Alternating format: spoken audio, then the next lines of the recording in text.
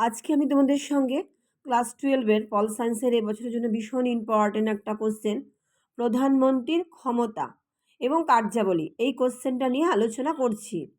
দেখো, ভারতের সংসদীয় শাসন ব্যবস্থা প্রবর্তিত হয়েছে এবং এই ব্যবস্থা অনুসারে প্রধানমন্ত্রী হলেন দেশের প্রকৃত শাসক। প্রধানমন্ত্রী পদটি ব্রিটেনের সংসদীয় ব্যবস্থার অনুকরণে প্রবর্তিত হয়েছে। ভারতের সংবিধানে ৭৫ নম্বর ধারার ১ নম্বর উপধারায় বলা হয়েছে, প্রধানমন্ত্রী রাষ্ট্রপতি কর্তৃক নিযুক্ত হন।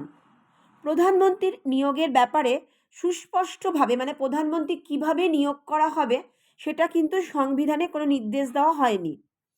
বলা হয়েছে যে লোকসভায় যে সংখ্যাগরিষ্ঠ দলের নেতা বা নেত্রী তিনি হচ্ছেন প্রধানমন্ত্রী। এবার কি যোগ্যতা সম্পূর্ণ হতে হবে সেই ব্যক্তিকে? প্রথমত, অবশ্যই তাকে ভারতীয় নাগরিক হতে হবে। লোকসভা বা রাজ্যসভার যে কোনো কক্ষের সদস্য হতে হবে। তৃতীয়ত, লোকসভার সদস্য হলে তাকে 25 বছর বয়স হতে হবে। ভারত সরকার বা রাজ্য সরকারের যে কোনো সরকারি চাকরিতে কিন্তু তার চাকরি করা যাবে না, অর্থাৎ সরকারি চাকরিতে তার পদে প্রতিষ্ঠিত হওয়া যাবে না। কার্যকাল, প্রধানমন্ত্রীর কার্যকাল হচ্ছে 5 বছর। এবার কার্যাবলী, লোকসভার নেতা, প্রধানমন্ত্রী হলেন লোকসভার সংখ্যাগরিষ্ঠ দলের নেতা। লোকসভার কার্য তিনি সম্পূর্ণ করেন। অধিবেশন কখন আহ্বান করা হবে, কখন স্থগিত করা হবে, এই ব্যাপারে তিনি রাষ্ট্রপতিকে পরামর্শ দেন। প্রধানমন্ত্রী সরকারে যেহেতু প্রধান মুখপাত্র, সেহেতু রাষ্ট্রপতি কিন্তু প্রধানমন্ত্রীর পরামর্শ মেনে চলেন। পার্লামেন্টে সরকারের মুখ্য প্রতিবেদন হলেন প্রধানমন্ত্রী। নেক্সট হচ্ছে মন্ত্রিসভা গঠন। কিভাবে মন্ত্রিসভা গঠিত হয়?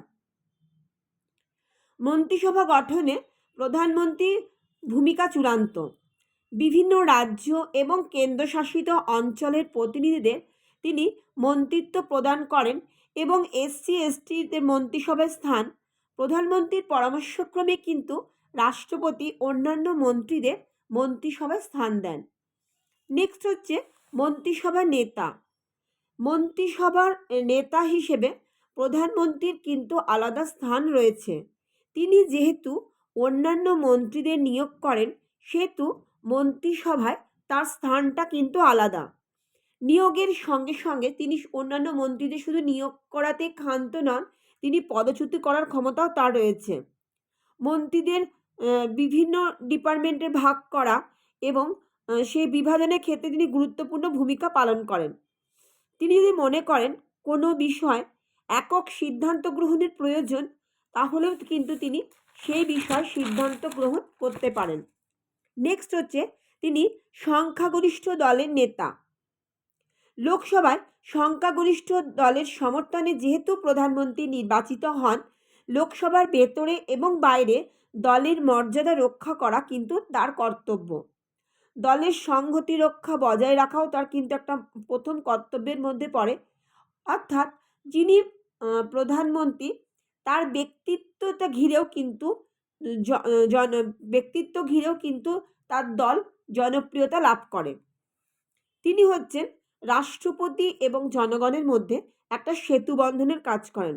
মন্ত্রিসভার যাবতীয় সিদ্ধান্ত তিনি রাষ্ট্রপতিকে জানাতে বাধ্য হন।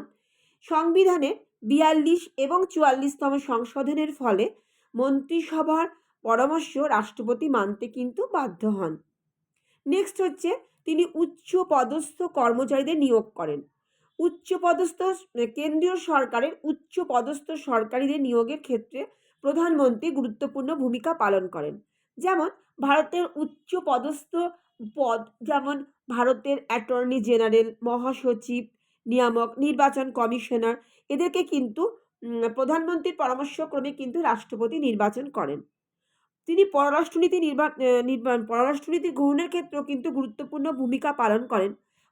কখন কমনওয়েলথের সম্মেলন হবে, কখন জাতিপুঞ্জের শীর্ষ নেতাদের সম্মেলন হবে, এই সমস্ত ক্ষেত্রেও তিনি কিন্তু গুরুত্বপূর্ণ ভূমিকা গ্রহণ করেন। সর্বশেষে বলা যায় যে প্রধানমন্ত্রী যেহেতু জাতির নেতা, সেহেতু তার জনপ্রিয়তা সরকার এবং দলের যে জনপ্রিয়তা কিন্তু তার নিজস্ব ব্যক্তিত্বের ওপরই নির্ভর করে। দেখো, আজকে আমি তোমাদের সঙ্গে প্রধানমন্ত্রীর ক্ষমতা এবং কার্যাবলী এই কোশ্চেনটা নিয়ে আলোচনা করলাম। নেক্সট দিন আমি তোমাদেরকে রাষ্ট্রপতির পদমর্যাদা, রাষ্ট্রপতির এক বিশেষ পদমর্যাদা আছে, সেই কোশ্চেনটা নিয়ে আলোচনা করব।